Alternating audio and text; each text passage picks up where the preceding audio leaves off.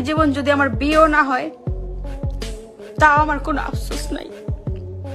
কষ্ট একটা জায়গায়,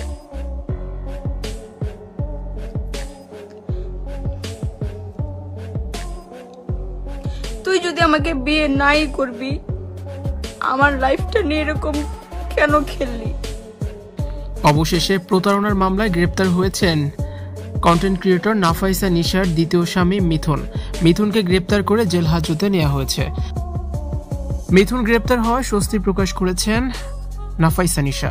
ভিউয়ার্স, পুরো ভিডিওটি দেখে অবশ্যই আপনার মতামতটি জানিয়ে দিন। বারবার ঠকে যাওয়ার জন্যই যেন পৃথিবীতে জন্ম হয়েছে নাফাইসা নিশার।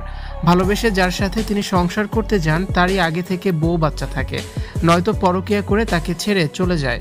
হঠাৎ করে লাইভে এসে কেঁদে কেঁদে নাফাইসা নিশা বলেন তার দ্বিতীয় স্বামী তাকে ধোঁকা দিয়েছে, তার সাথে প্রতারণা করেছে। 10 বছর ধরেই বিবাহিত তার দ্বিতীয় স্বামী মিথুন। তার বউ 2টা বাচ্চা আছে। তবে বিয়ের কথা সম্পর্ক করার আগে লুকিয়ে রেখেছিল মিথুন। 2 বছর ধরে সবকিছু গোপন রেখেছিল মিথুন।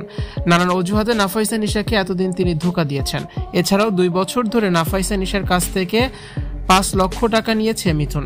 লাইভে নাফাইসা নিশা বলেন, আমার কাছে সবকিছু গোপন করেছে মিথুন। তার 2টা বাচ্চা আছে। মিথুন ও তার মা মিলে আমার সাথে প্রতারণা করেছে। নিজেকে লাইভে ধরে রাখতে পারেননি নাফাইসা নিশা।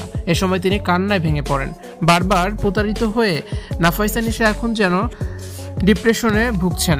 নাফাইসা নিশার লাইভের পর প্রতারণার মামলায় গ্রেপ্তার করা হয় তার স্বামী মিথুনকে। মিথুনের নামে এর আগেও বেশ কিছু মামলা রয়েছে। ভিউয়ার্স, এই বিষয়টি নিয়ে আপনাদের কি মতামত জানিয়ে অবশ্যই কমেন্টস করুন আর ভিডিওটি শেয়ার করার অনুরোধ রইল।